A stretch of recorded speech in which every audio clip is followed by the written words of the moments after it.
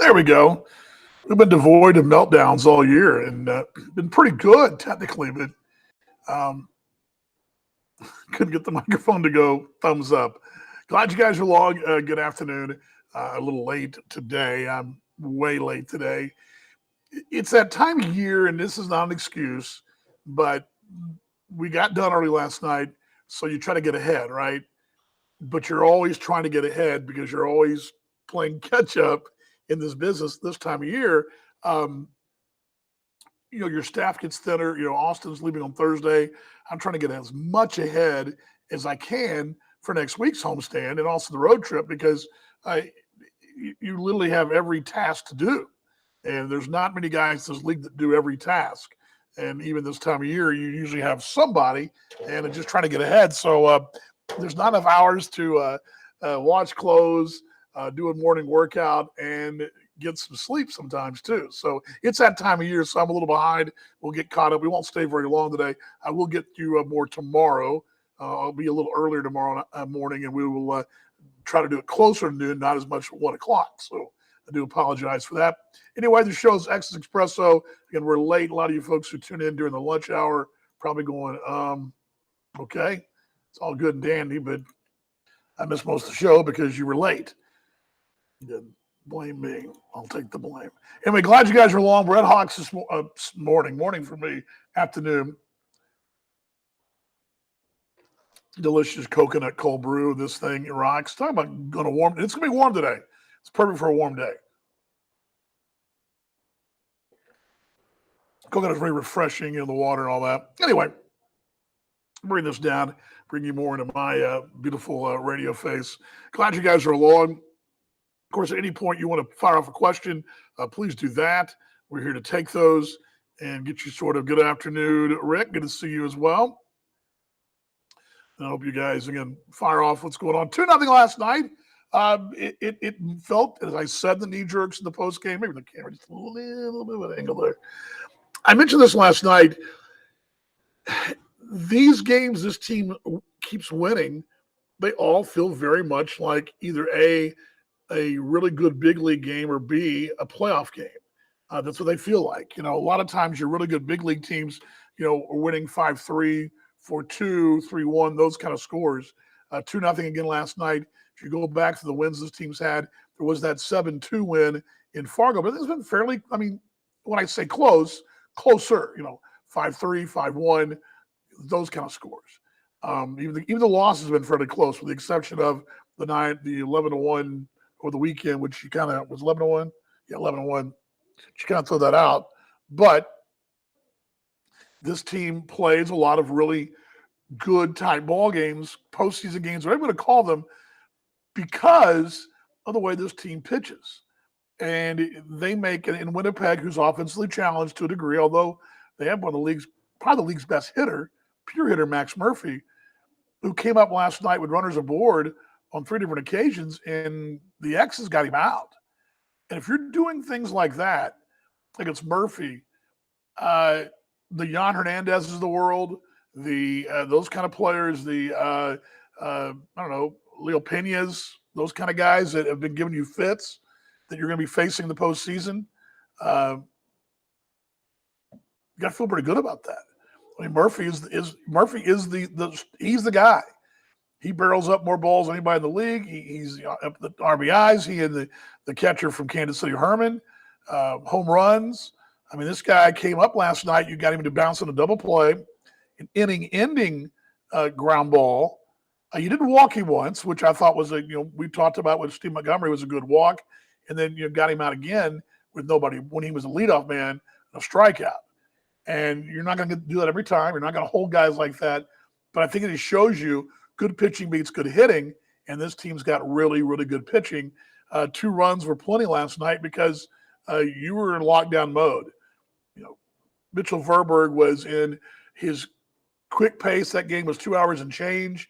He was going out there, and if you called 2-strike timeout, you're going to be waiting to the final 2 seconds in that box, and guys were uncomfortable. He was working quickly. He had a real good rhythm to it. He was really boom, boom, boom.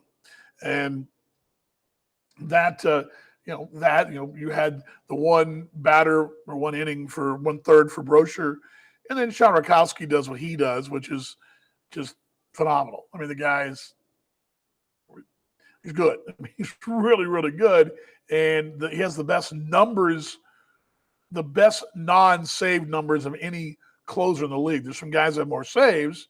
One, Hasty, but no one has the numbers. He's got strikeouts per innings, walks per innings, all that. He is really, really getting it done right there. The show is X's Expresso. I'm Dan Vaughn. We're live from Hawks here inside Bluff. Glad you guys are along. How's injury status? We did ask that. It's funny. That's not funny, but how it came up last night was interesting, Rick. I asked Mongo in segment 2 of the Dugout Report. I said, well, let's go to the injury report. And he kind of blinks his eyes and kind of looks down, kind of like, he looked like a defeated man because he's got a long list there. And rather than have him go through them, because it was going to, I just said, let's just start. And I just went down the list and I said, Trenton Toplicar. Well, Toplicar is making progress. If you missed this 3 weeks ago, Trenton took a line drive in the head. He's right on the right side of the head. Concussion protocols in Canada. He's been in protocols ever since. And concussions are unique in that they're the one injury that you do get symptoms that you don't necessarily get right away. Does that make sense? In his case, he's getting those. My oldest had a dual concussion car wreck, horse riding, equestrian situation, and she had a situation when she was in school a couple years ago where lights and laying down caused her to, especially in a classroom setting, it was really tough because the lights really gave her trouble for a while. Trenton's having a similar issue where he lays down, he gets sort of a vertigo feeling of sorts. He did see the doctor, the specialist, I believe it was yesterday or Monday, Mongo said, and they felt better. The timetable still seems to be that he's running and doing some light throwing. He is, could be apt. According to what Trenton told Mongo, we're looking probably, this weekend he could be available. But he's still got the issue, which they've got to determine the laying down part. But that doesn't affect his pitching per se, but that's still a concern because you want the young man to be healthy, right? That's number one. Pagero is still on the injury list. He has not thrown. He didn't throw he went with the last road trip, did not throw at all. And then was placed on the injured list when we got back. He's not thrown 2.5 weeks, 3 weeks. I do not know if there's a decision forthcoming on him, perhaps to the inactive list. No one's told me that, but if he's not been pitching at all, and I didn't see him throwing at all down into the side work yesterday when the guys were out there early. He seems to be the furthest away as far as when we might see him again. Let's see here. Am I missing here? You get the bumps and bruises. Tyler Randall's looked better running. He's looked quite a bit better, but there's still pitch running for him in situations, and he's going to have a chronic knee this year. That's probably going to be a situation he's going to battle with all year, but he's been a gamer fighting through it. It looks like Almeida, did I say Almeida? Jimenez, I'm thinking Kansas City's catching. Jimenez, that was 2 years ago, by the way. Boy, my scatterbrain. Jimenez caught last night. He's looked pretty good. He didn't have a lot of challenges last night on the base paths. I don't believe they stole. Did they steal a bag last night? I don't believe they did. He caught a good game. I think he seems to be better. I don't know where he is catching every day, and I imagine what you're going to see is this probably back and forth between him and Ortega for the time being until he's 100% with the shoulder. But he's looked better. He looked better over the weekend Saturday. Looked very good Saturday. I believe he did throw out a runner on Saturday. I memory serves. But he seems to be – he's playing, so that's good news. Who am I missing here? Nate Gherkin, day-to-day. But Nate, I saw him yesterday. He seems fine. He's pitched a lot. And it transitions to me to what's going to happen today probably. And Steve Montgomery talked about this on the pregame show last night. you've got two arms coming in to provide some depth today. You don't have the depth in the bullpen, and really overall you need your starting staff seems to be okay, minus Trenton, but your bullpen you've used Brochure a lot, you've used Gherkin a lot, you relied on Diaz quite a bit, not as much DaCosta, but he just got here. But you're going to be needing these guys in the pen, and we've talked about how Steve Montgomery and Bobby Post line this thing up with bullpen pieces. Bullpens have always been stellar here in Sioux City over the years, and the closer role is one, and you've got your two combo platters of night A and night B, or 1A and 1B, of lefty righty, righty lefty, whatever those mixes will be. Maybe it's a Gherkin Brochure one night, or Gherkin Diaz one night, Brochure DaCosta into the night. Those are available.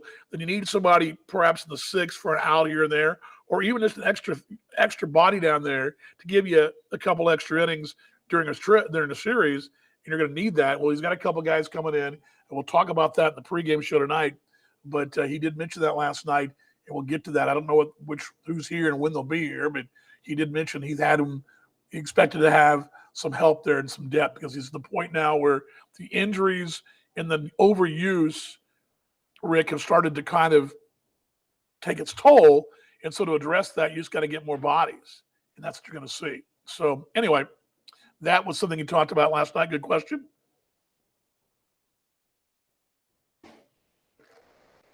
Hey, Room Hawks and Sergeant Bluff, Dan Vaughn with you as we talk X's baseball, and here on this Wednesday hump day, I'm going to bring this down.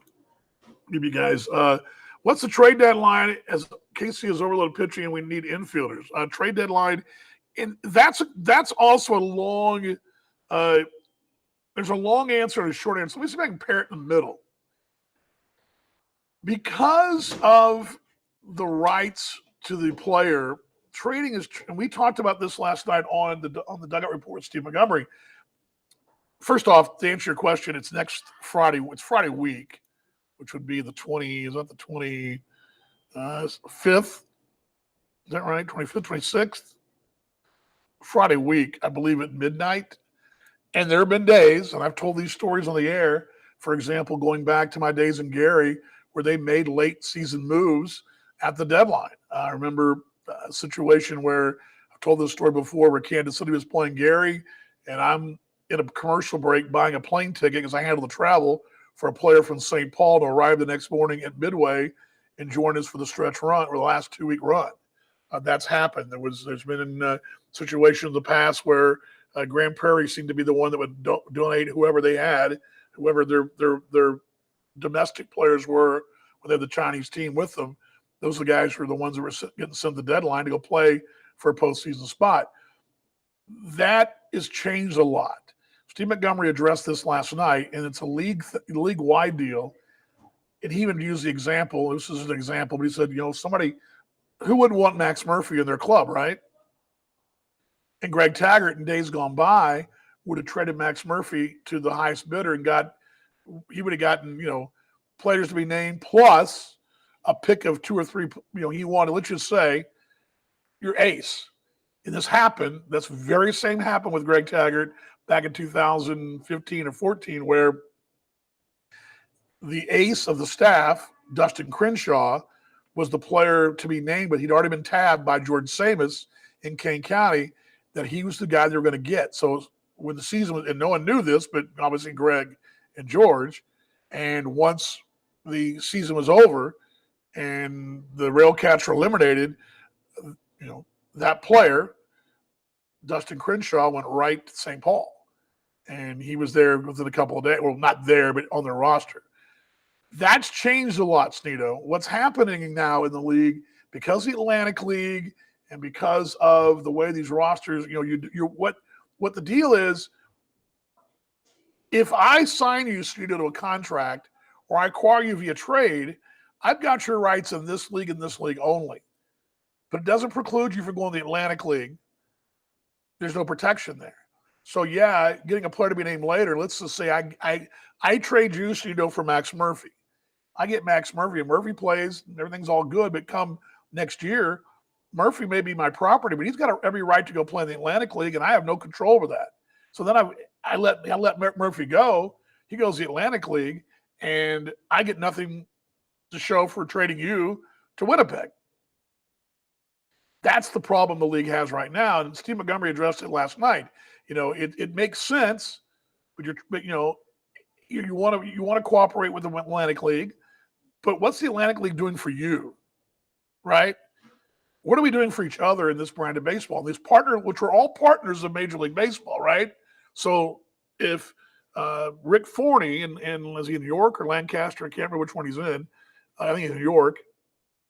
If Rick and I work a trade out and we trade back and forth, well, that player should be our rights and that player should be their rights, and that shouldn't have to be a case where, well, he gets the player and that player could go to Fargo because, well, those rights don't transcend both leagues. And that's the problem we're having. So that's why you're not seeing as many trades, and that's why a guy like Max Murphy or whoever out there who might be a possibility, you're more likely to claim a middle infielder on waivers or get a guy, gets placed on waivers who's a backup. That's more likely to happen than anything else. Trades have dried up. There's still going to be some trades, but I remember, and Kevin Luco can tell you this week in the association, 2016 or 15, Sioux City had the best record in the league. Laredo, out of nowhere, wins nowhere, but they reshuffled their deck around this, really 2 times. They made 2 huge trades, one with Gary, where they acquired 3 players, 2 frontliners and a backup, Drew Martinez and J.D. Pulfer and Roger Bernal, who was the third player, utility guy. They acquired those 3 players. The 2 best players the Railcats had went to Laredo. Laredo goes on and wins the championship in a real hard-fought series against Sioux City, and Sioux City had the better record, had the better body work all year. That's really the last time a major trade shuffled a team's fortunes late in the year. You're just not seeing that anymore because the way independent ball, which they don't want us to use that word, but it's not affiliated ball, which, I get it. It's a brand thing. We're partner league of Major League Baseball. That's confusing to fans. But fans don't know if you're affiliated or not. No, we're not affiliated. But we have a relationship with Major League Baseball. That's what I say. And that's what we say. But it's changed because, again, the Atlantic League does their thing. We do our thing. Pioneer Frontier. It's not so much the Pioneer Frontier. The only protection you have in this situation is if a player is suspended or not suspended, or they're suspended is the wrong word, where they've on a roster and they have been, they're not allowed to sign with anybody because of a violation of some sort. That's the only way around it. And then a kid can't play anywhere. So, I get it. You want the guys to have, opportunities, but I think you're undercutting the whole brand for both teams. It works the same way for the Atlantic League. I don't get the Atlantic League, and you're going to hear me whinge about the Atlantic League, over and over again. No people, don't affiliated, unaffiliated. I know folks probably think, well, he's being negative toward the Atlantic League. I don't like the Atlantic League as a brand myself. I don't think it's that great of baseball, but again, they don't like us. So, again, that's why, I'm all about the American Association. I believe the American Association is the best partner league out there, and it's not even close. But, there's more AAA and former big leaguers in the Atlantic League. Okay.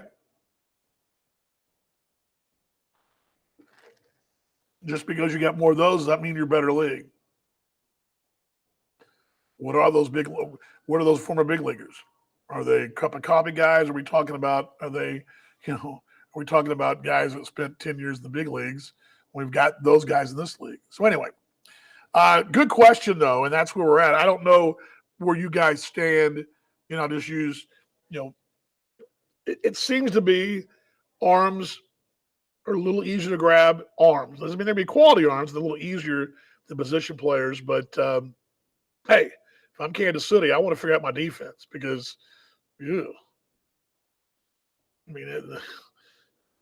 that looks like a mess. I haven't watched enough of their games, but what I've seen and what I've read, what I know, I mean, it's what why is Fargo still in the mix? Well, their pitching's good, their defense is really good. Their offense has been kind of up and down, but they've been they have two starters that have been really good, and they've got a really good defense, and that keeps them in a lot of games. So anyway, or more questions and comments. Last night, 2-0 winner over Winnipeg. Tonight, game 2. We were talking about, and I used the word reclamation project. That's not the right word for this young man, but Heitor Tokar is a guy that's benefited immensely from being here with Bobby Post and Steve Montgomery. He's benefited immensely. He's a young man. He's a big kid, 6'7". He's you look at him and go, this guy looks like a ball player, like a big reliever. Throws hard. Obviously, he didn't grow up playing the game in Brazil. He played, but he didn't play it, like he did if he grew up playing, say, in middle of America somewhere. But they've really harnessed whatever the Astros saw, the raw stuff, and that's what you're seeing. You're seeing a guy that's, as we're watching him progress throughout the year, go from a guy who walks and get himself in trouble, and he would suddenly come unraveled, where now walks don't get him in trouble. Command of the strike zone does, and changing speeds and elevating up and down the zone has done him wonders, which maybe he was or wasn't doing before. And he's been great. He's been really, really good. Had the 4 earned runs his last 16 and third innings. I think it's a 2.27 ERA in those 3 starts. And he's a guy you threw in the rotation to kind of cover your backside.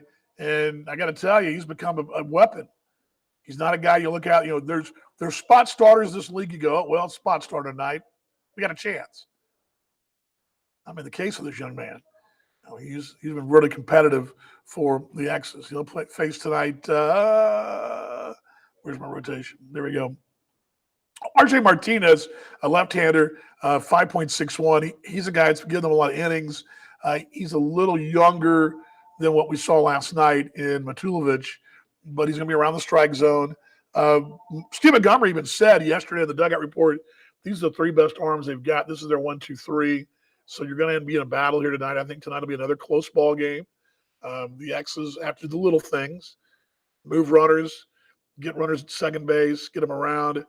And the home run occasionally doesn't hurt. And that was the first home run, the Vince Fernandez home run last night, the first one since game 1 against Gary Sunday week.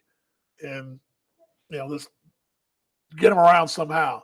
Vince, by the way, is quietly, because I haven't said a lot about it on the radio, but that is now, I believe, 14 RBIs in 12 ball games, something like that, 13 games. And he got an RBI game in the last 10. And that's a guy that one of your marquee players you brought in, high-level guy, AAA guy, and he's starting to really settle in here in August. And it takes some guys this league a little time. Take some guys. What else you guys got? Questions, comments? I'm here for you. Yeah, for you. Sounds terrible. I don't have enough water today. Will love to hear what you guys got.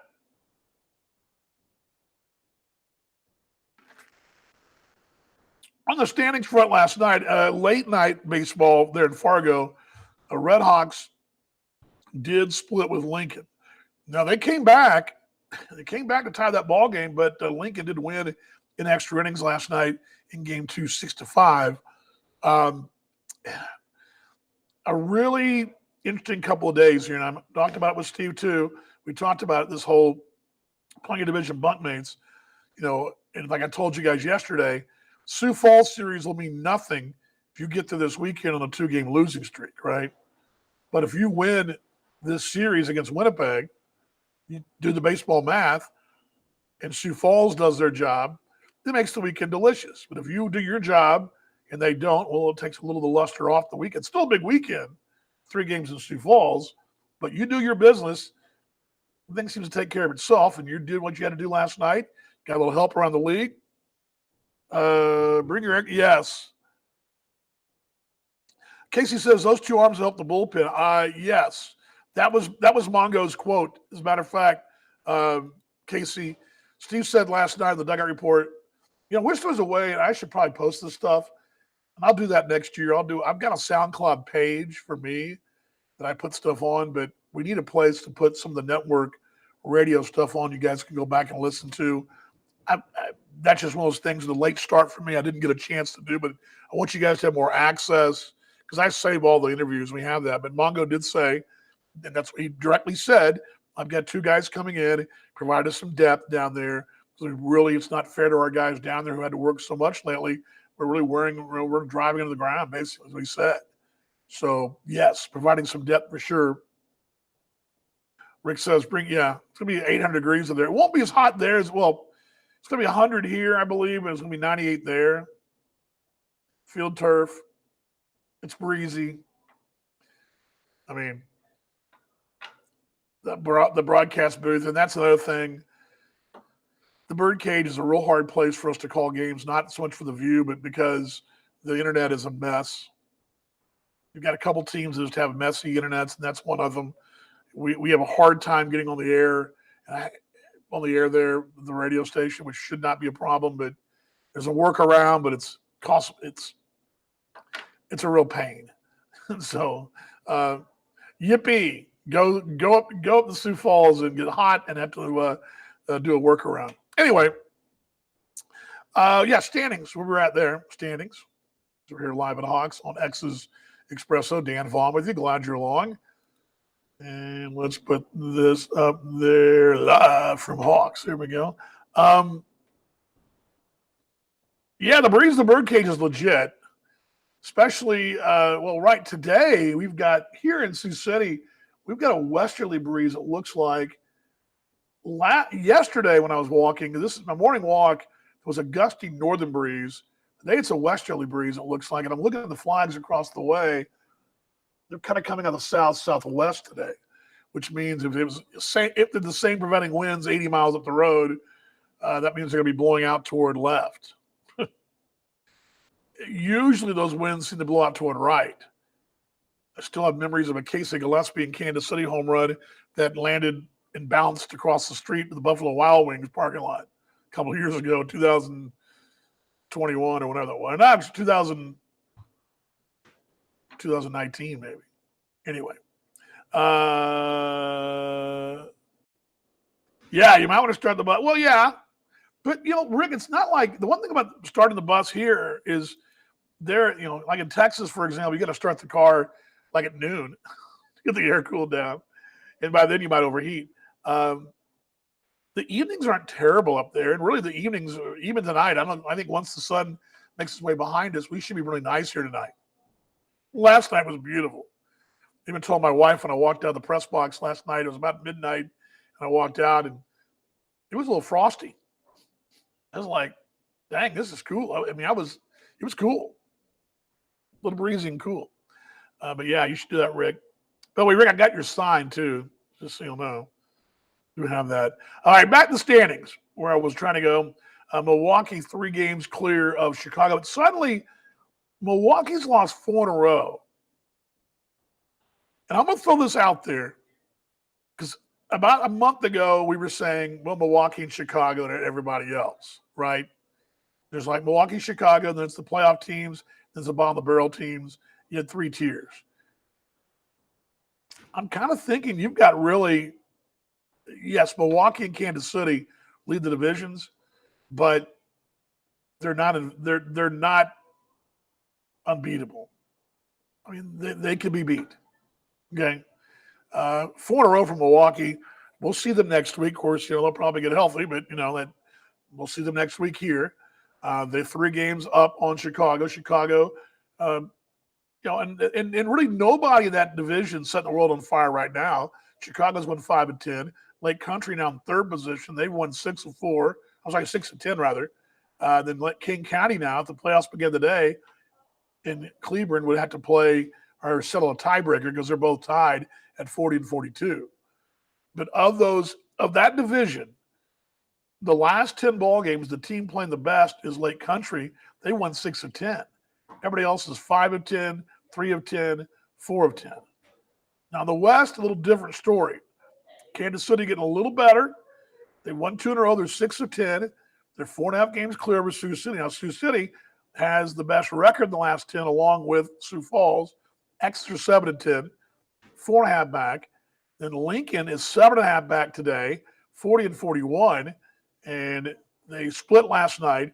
So the Salt Dogs are 3 behind you, but in reality, they just got to be even with you. But they're 3 behind you. Sioux Falls is 3.5, 40-42, and Fargo is 8.5, 39-42, and Winnipeg 34-47. They are 13.5 back, and out of the postseason, they are 5.5 back. I'm sorry, 5.5 back. So right now, the playoffs begin today: Kansas City, Sioux City, Lincoln, Sioux Falls. And I would imagine Kansas City would probably take Sioux Falls, maybe Sioux City, Lincoln. They've had trouble in all 3 ballparks. I don't know who they take. Kansas City's probably hoping Fargo gets in, because Fargo's the one team of all those that bunch that's not giving them trouble on the road. They've had trouble in Sioux City. They've had trouble in Lincoln. They've had trouble in Sioux Falls. They've not had any trouble in Fargo. And I imagine that's a longer drive, but it's a better matchup for them. I would imagine that's who they'd take. But I don't know who they'd take in the other 3. I would imagine they might go the distance thing and play Lincoln. They're just going to play them one game there. Maybe. Worked out for them last year.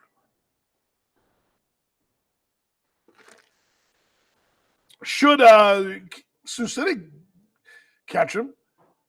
I don't know who the X's would choose of that same bunch. I don't know. I think that's interesting. I think I think Sioux City of the bunch would probably choose Fargo or Kansas City. I think.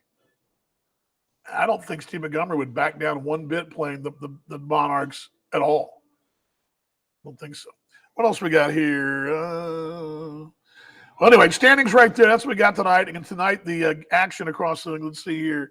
Stino says, Mayman goes to the birdcage, especially in the day. Game, sit in the bleachers as far up as you can. It's a fence behind you in the breeze. Yes. If you sit higher in the grandstand, the bleachers there in Sioux Falls, the higher up in Sioux Falls you are, that breeze does come to the top. I agree with you. That's what the press box is terrible.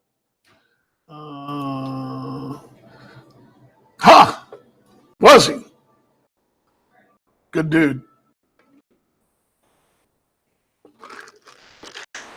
He would have played here if he didn't retire. You know that, right? All right, last call for questions and comments. And I had the ballpark. Let's see here. Save me the cool spot in the house. That may be boy. There's an ice cream stand down below the grandstand. That may be the coolest place. Don't know. That's a commuter trip this weekend. That's it's. I haven't decided if I like those yet. We've only done it once, already.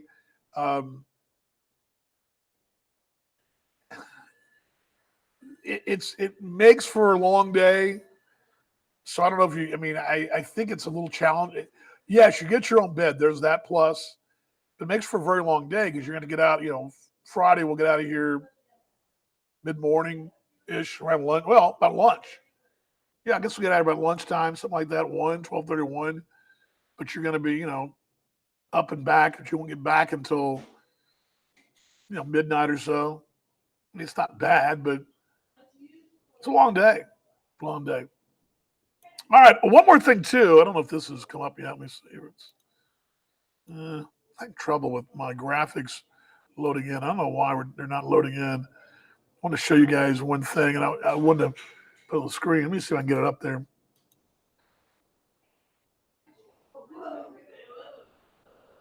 Let's see here. Try it again.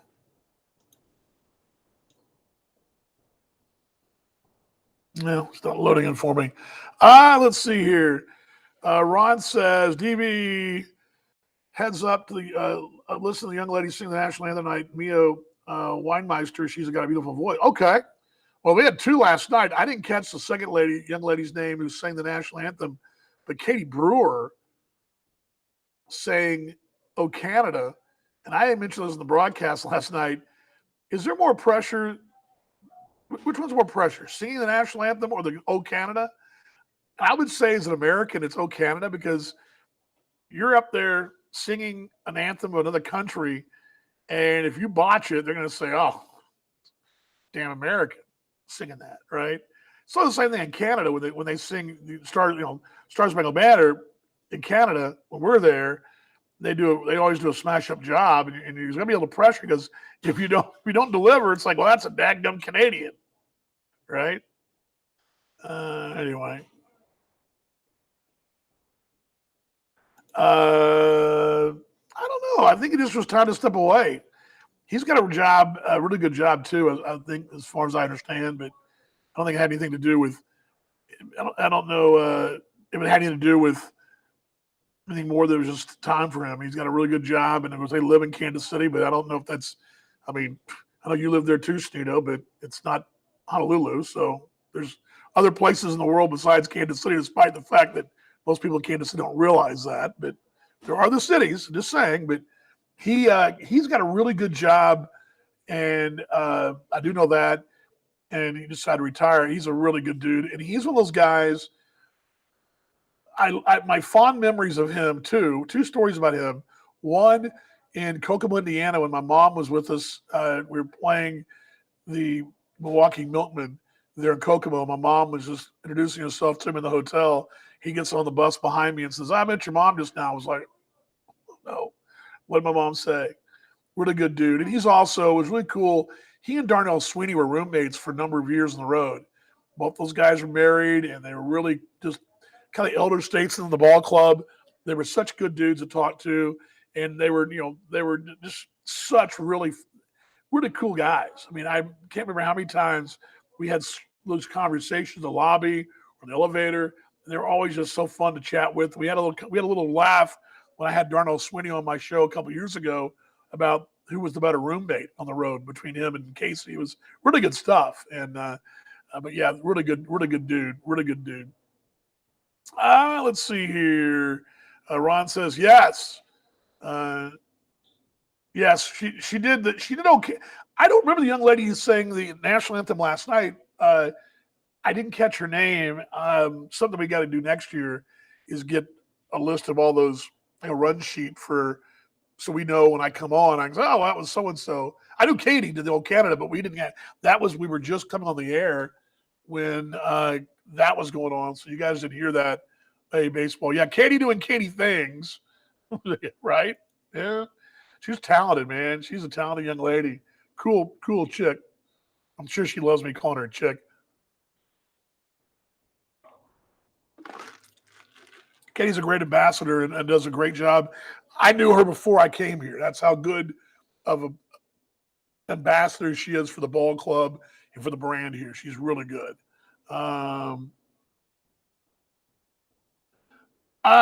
What is the situation? I don't know who's playing your corners, Stino. I don't even look at. I looked at the box score last night. Let's see who played the corner for you guys last night. So I thought you sort of didn't you have O'Grady playing first? I thought that was who was playing first for y'all, but let me just see here. Hall's, although that's the new kid. Hall played first base last night. O'Grady was at third. Joe has a lot of, and this is not uncommon, and this is something you probably got to kind of sort of accept, and for us too in Sioux City, versatility is huge. They're utility players because they don't play one position; they play several. And in most cases, a utility guy can cover your backside for a limited run. He's not going to be your everyday first baseman, your shortstop, center fielder, whatever, but he can play in a pinch for a couple of ball games. Thus the utility role, right?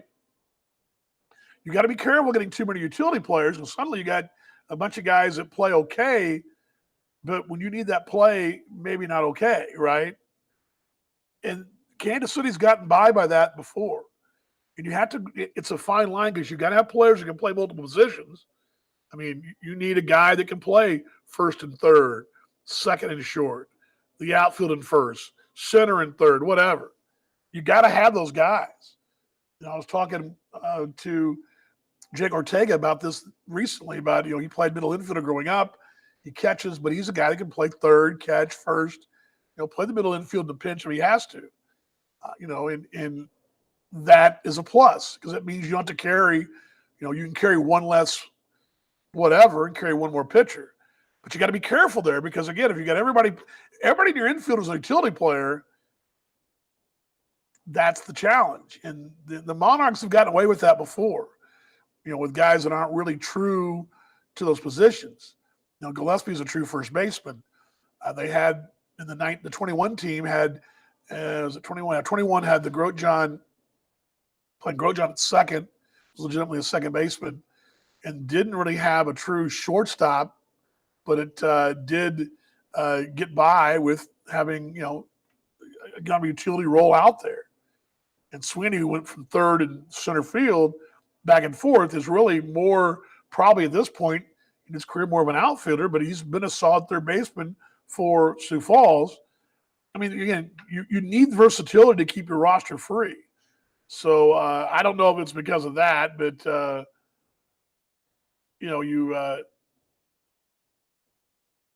let's see. Last night, first base, it was our bullpen kid. Oh, was it? Okay. I just saw you get it, Kid Hall. That's all I saw. I didn't, but I didn't see what the story was. And again, I will tell you, you're going to have a lot of that in this league. I'll give you another example. Manny Bascon in Fargo. He's probably more of a catcher, but he's played a lot of second base, played some first. I think he played third base on a pinch for them when Pena got ejected and they had to move some guys around late in the ball game in a series over there back in July.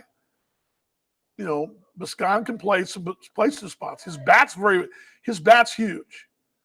Having his bat in the lineup's huge. And the sacrifice is you got to move him around a little bit defensively. And you hopefully, a couple games here, a couple games there, the overall body work's going to be okay. But if you leave him stuck one place, maybe not so much. I'll try to make tomorrow night's game. I'm tied up tonight. Well, I got your sign, Rick. So there, it's in my broadcast book. So out of coffee, which means we're about time to go here. Last call, questions and comments for you guys here. Love everything you guys have gotten to me today. Good stuff. But remember, in the association, because you don't have a farm system, because you don't have, we don't have a Sioux City Explorers team playing across we're over at Wayne, Nebraska, let's say, right? We don't have a team below us. We don't have a team above us. We don't get a player coming down or player coming up. We are a one-man band. We have our own farm system, which is our team. It's, our manager puts together the team. It's not the general manager. It's the team being put together by the manager. He's also plays the farm director role as well, player development guy. He's doing all that. And when you lose a player, you got to go find another. And that's why versatility is very big. It's why having that guy that can play third and first, guy can play short and second. These guys are huge. And the guy can catch and play a bunch of positions. It's huge because he can cover your backside when you get in a spot. Let's see here. Of all the association, good question. Let's see here. Who's your top killer acquisition for Sioux City next year? Oh, man. Well, gosh, if you could just pick out a Brian Torres from Milwaukee, plug him in your lineup, that's pretty solid, I'd say. You're always going to get pitching here. I don't think there's a problem with pitching. Steve Montgomery is just knows his stuff. He and Bobby work the pitching like none other. You're looking more offensively, probably. I would think that'd be one. Huge Zach Nerrier fan. I mean, Zach Nerrier is I love that guy. That guy's a phenomenal ball player, playing down at Cleburne, does a little bit of everything. He and the kid Hill as well, Hill Alexander. Those two pieces would be on my list. Max Murphy. I mean, I'm more likely to pick guys that I think will be in this league as opposed to a guy that might not be in this league because he might get signed and go play in Japan or Korea or play the big leagues. I think of Matt Adams, who was great for Kansas City last year, but he's knocking on the big league door again, right? There's certain guys like that, but so that'd be my wish. But yeah, let's get the series win tonight. Casey, I'm with you, mate. I'm with you as well. Ready for a series win. Heck, again, it's like I said on the broadcast. I was telling somebody this on Monday night. I was sitting down, and by the way, the greatness I discovered. I'm learning this place, this great city, and I was it Bob Rose? Okay, you guys locally know Bob Rose is, and I had not been there. I had stuff to go from there, but I hadn't actually been there. Really cool folks. And I was sitting there talking to new fans, and we're talking about Sioux Falls, Sioux Falls, Sioux Falls. It's like I told Mongo last night. The first question I asked him, everybody's talking about Sioux Falls. We got a series of Winnipeg first, and it'd be really interesting to get this weekend. And let's just say Sioux City swept, and Sioux Falls got swept. That series becomes just another series, right? It become a last stand for Sioux Falls and become just another series against the two for Sioux City. So you got to take care of your business. And Casey's right. Win the series tonight. Take care of your business. And then you worry about that series this weekend, right?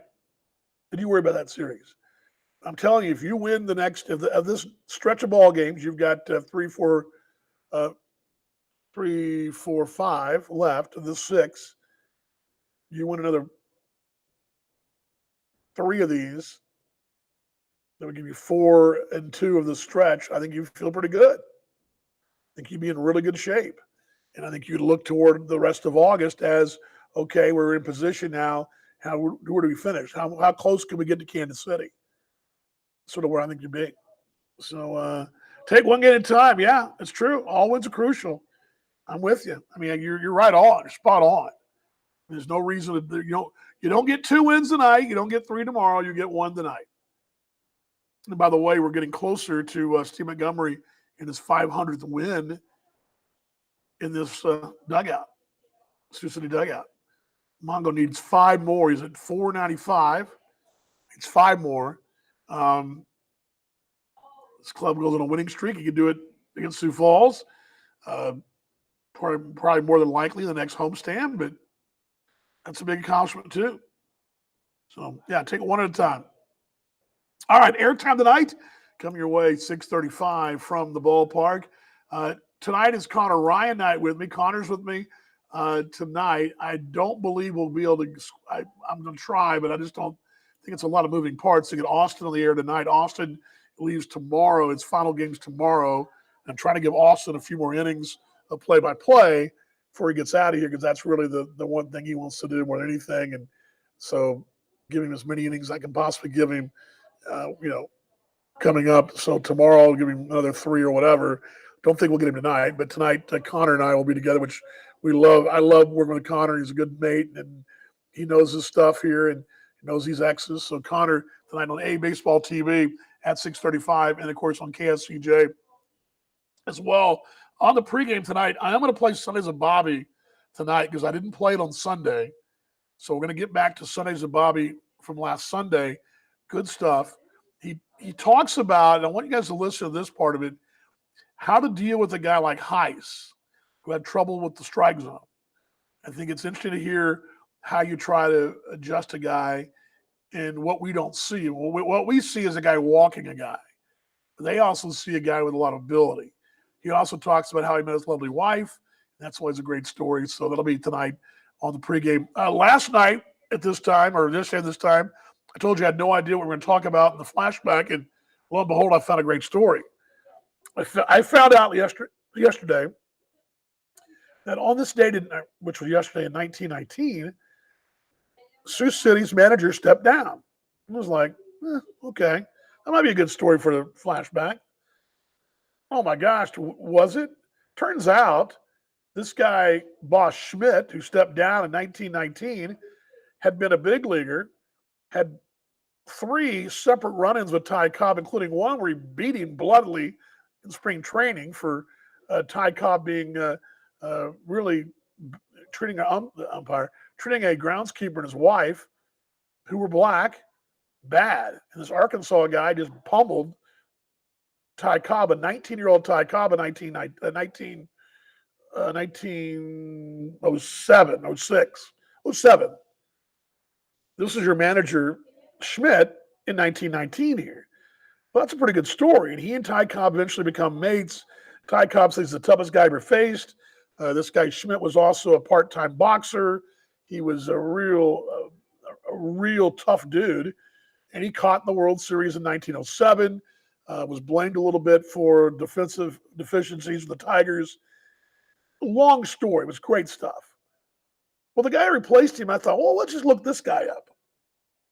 Because it can't be that good of a story. Was I wrong? This guy Morin, who replaces him, was also a big leaguer around the same time. They're 4 years apart, but he actually just wrapped his career up in 1915 with the Boston Braves, and had played a little minor league ball, was playing, trying to just kind of stay relevant in the game. All he did in 1914 was become the first walk-off run scored in World Series history. He was a defensive specialist, speedy outfielder, played for the Phillies. The Dodgers were called something else back then, but played for Brooklyn, and was traded to the Boston Braves for their run in 1914. And the Braves swept the World Series out of nowhere. And this guy scores a winning run, the first walk-off winner in a World Series game. That's who replaced the guy that beat up on Ty Cobb. And they both were here on the same roster in Sioux City in 1919. Total fluke that only found that because I found the little box and did a little research. Crazy stuff. We found, of course, tonight it may be something boring like, oh, he won 12-0 in 1942. But that kind of story, you're not going to get into the broadcast, okay? And I'm not. You may not like the way I call the game, but you'll like the way I tell the story, because it's not so much how I tell it; it's the story. That happened. Those two guys played together in Sioux City. One steps down in 1919. Other guy takes over as player manager, and both had incredible big league stories and careers. And I never heard either one of those two guys, and didn't realize that Ty Cobb, when this Schmidt dies, says he's the toughest SOB ever knew. Pretty crazy. Anyway, all right. A lot of just blowing and going there. Let's do a 1, 2, 3 go X's here. Here we go. You guys ready? Put it up on the screen. There we go. Here we go. All right. 1, 2, 3 go X's. I'll see you in the broadcast. Night, everybody.